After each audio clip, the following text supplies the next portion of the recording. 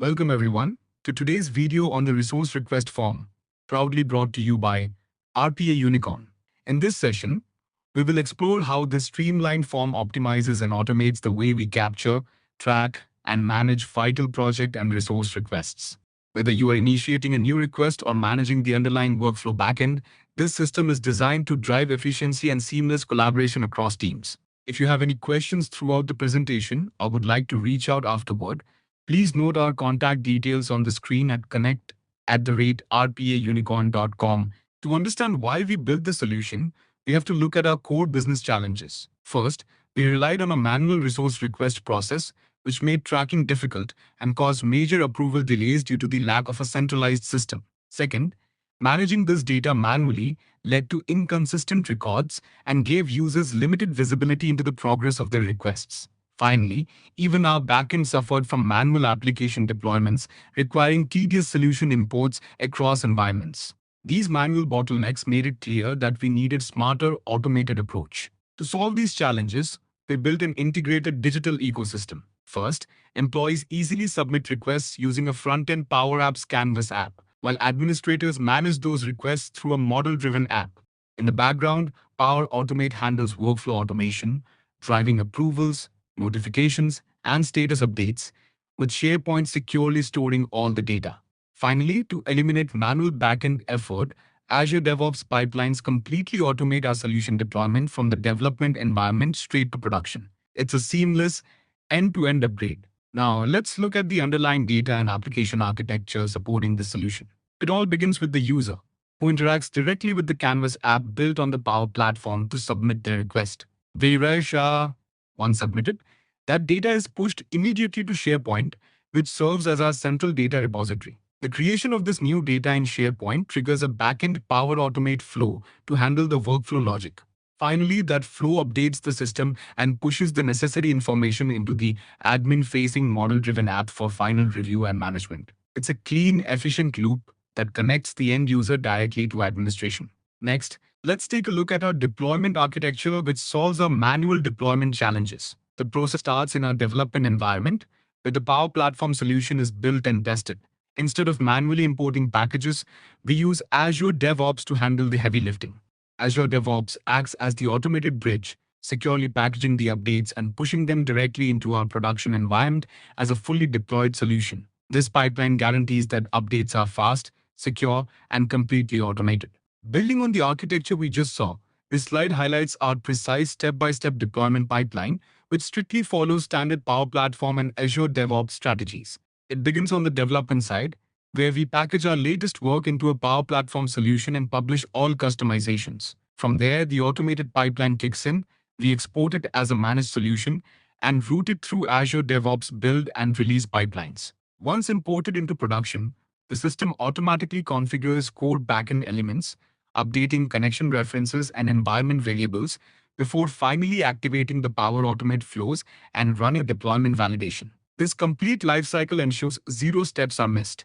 Ultimately, this automation brings significant results and benefits across our entire operations. By replacing our old manual bottlenecks, we now enjoy faster request processing driven by an automated approval workflow and a centralized management hub. This drastically improves visibility for both users and administrators. On the data and deployment side, we've established standardized SharePoint data management and a highly reliable Azure DevOps deployment pipeline, which minimizes manual configuration errors.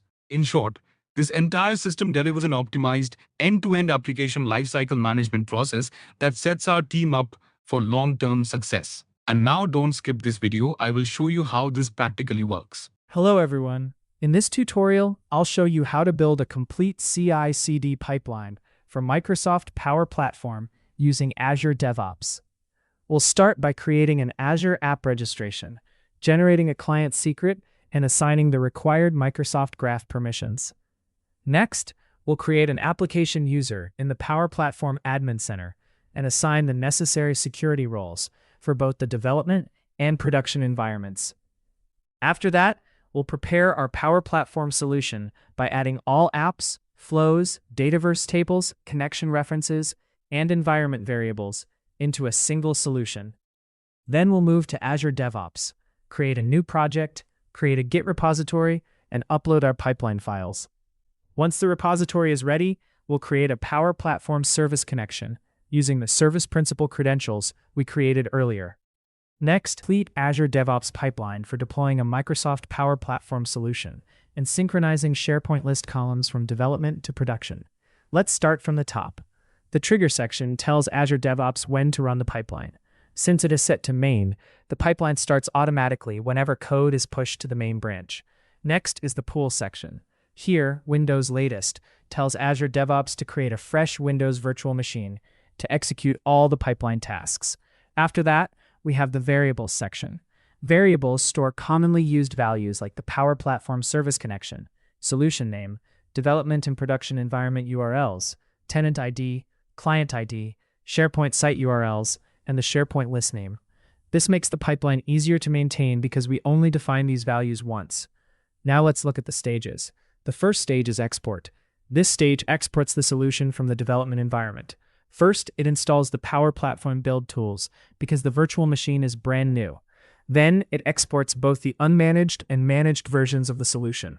Finally, it publishes these solution files as build artifacts, so they can be used in the next stage. The second stage is deploy. This stage runs only after the export stage completes successfully. It installs the Power Platform tools again, imports the managed solution into the production environment, and publishes all workflows so that the deployed components become active. The third stage is SharePoint Sync. This stage keeps the production SharePoint list up to date with the development list. It runs a PowerShell script that connects to Microsoft Graph API. The script first reads the client secret from a secure pipeline variable and uses the client ID and tenant ID to generate an access token. This token is required to authenticate with Microsoft Graph. Next, it retrieves the development and production SharePoint site IDs, followed by the list IDs for the specified SharePoint list. After that, it reads all the columns from both SharePoint lists. The script compares the development list with the production list and identifies any custom columns that are missing in production. For every missing column, it creates the required JSON request and sends it to Microsoft Graph, which automatically creates the column in the production SharePoint list. If any error occurs, the script displays the error in the pipeline logs. Otherwise, it prints a success message indicating that the SharePoint list columns have been synchronized successfully. Finally, the M section securely passes the client secret to the PowerShell script. Inside the script, it is accessed using the environment variable instead of hard-coding the secret, making the pipeline more secure. The overall flow is simple. Whenever code is pushed to the main branch, Azure DevOps exports the solution from development, deploys it to production, and then synchronizes any missing SharePoint list columns automatically. Now that the pipeline has been configured, let's run it and look at the output. The pipeline starts automatically when changes are pushed to the main branch. In stage 1, the solution is successfully exported from the development environment.